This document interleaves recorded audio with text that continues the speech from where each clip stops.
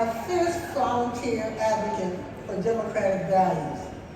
She registered, phoned, and drove voters to the polls on our behalf. I want to thank Bobby Anderson and Jimmy Woods Gray and others for establishing this award in her honor. But let me give you a little known fact about this honoree, Deana Igelsrud. Deana, my friend and sister in the movement, she graduated with a BA degree in radio and television from San Francisco State, with an emphasis on directing and producing, magna cum laude. Some of us are thank you laude.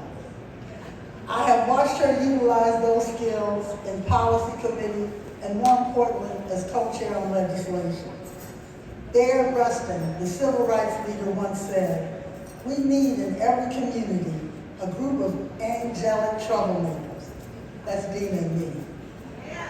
While listening, managing diverse opinions on her committee, and we all know one of the main things every Democrat has is an opinion, which is not easy for her to struggle through some of the crises we have. From homelessness and workers' rights, to protecting the environment, equal pay, to fighting special interests, Deana believes we can and should make life better for families across our nation.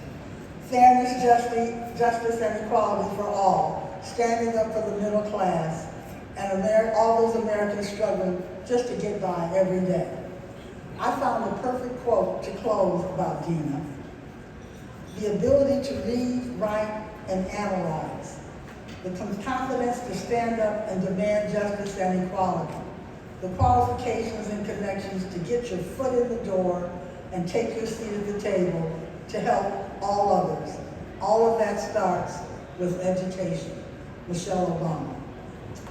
Our party could not function without the help of volunteers like Deana Igelsrud. Thank you, Deana, for signing up to volunteer and make a difference in our party. Please join me in saluting Deana Igelsrud, the Pat Eastman Award.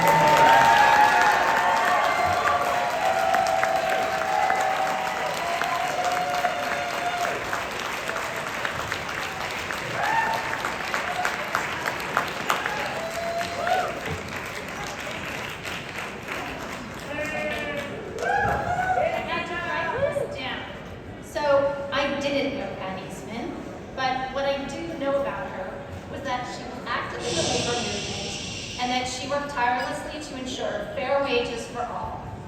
And when she worked for she also worked for safer working conditions. When she saw something was wrong, she had the passion to work to make things right and better for everyone. Got it stuck there? Thanks to you all. So many of you know me as the co-chair of LACDP's Legislative Action Committee. But what you might not know about me until about 5 minutes ago when Carolyn told you, I have a degree in broadcasting. I have worked as a production designer. I used to work at Industrial Light and Magic, where I met my husband, Benton Chu, who is a member of the Art Directors Guild. Right now, artists, illustrators, painters, and creators of all kinds are in battle and struggle for the very existence of their livelihoods.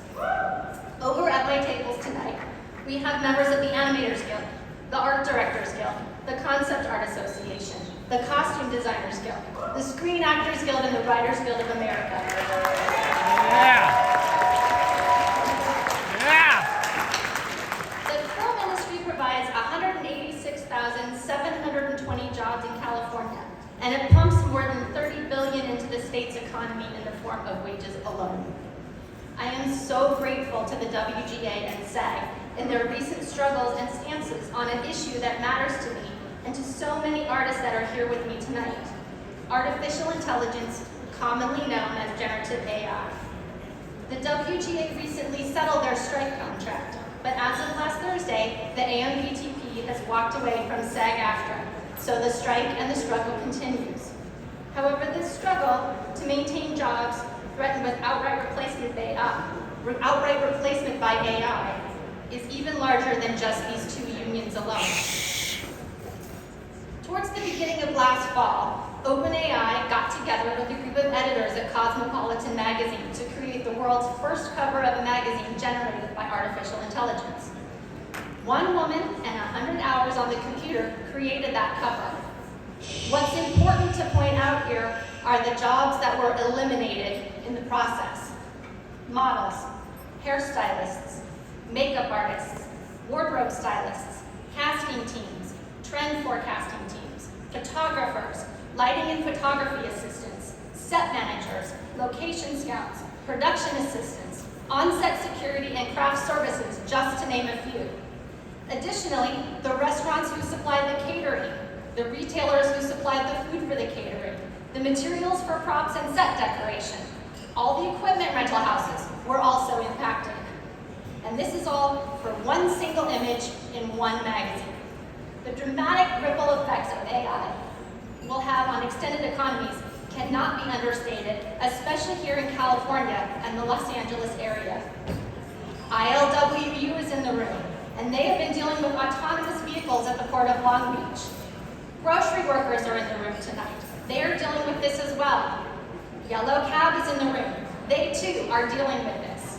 And the Teamsters. They had one of their priority bills, Assembly Bill 316, vetoed by the governor.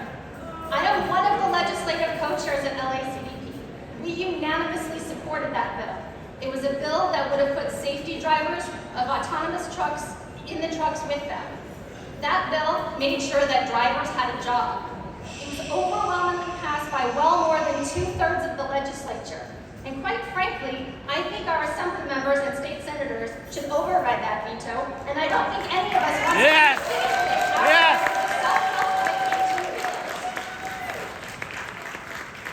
The spirit of this award, in my mind, is one of service. So I would like to dedicate my award to the artists, the illustrators, the painters, the photographers, the musicians, the writers, the authors, the actors, the models, and all the other creators, many of whose works, both personal and professional, have been stolen in their entirety, all without consent, credit, or compensation. All of this is to be used as data fuel that is fed into an AI machine for commercial use. It cannot be said any clearer than this.